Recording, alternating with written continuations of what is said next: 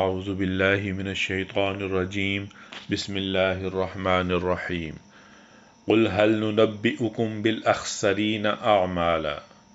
اے محمد صلی اللہ علیہ وآلہ وسلم ان سے کہو کیا ہم تمہیں بتائیں کہ اپنے اعمال میں سب سے زیادہ ناکام و نامراد لوگ کون ہیں؟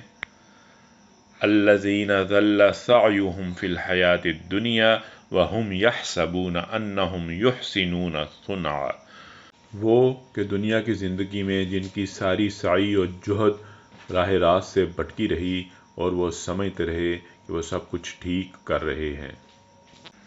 اولئک الذین کفروا بآیات ربہم ولقائہ فحبطت اعمالہم فلا نقیم لہم یوم القیامۃ وزنا۔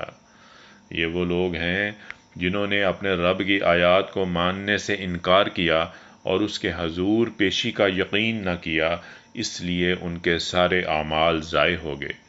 قیامت کے روز ہم انہیں کوئی وزن نہ دیں گے۔ ذالک جزاؤہم جہنم بما کفروا واتخذوا آیاتی ورسولی ہزوا۔ ان کی جزا جہنم ہے اس کفر کے بدلے جو انہوں نے کیا اور اس مذاق کی پاداش میں جو وہ میری آیات اور میرے رسولوں کے ساتھ کرتے رہے۔ صدق اللہ العظیم۔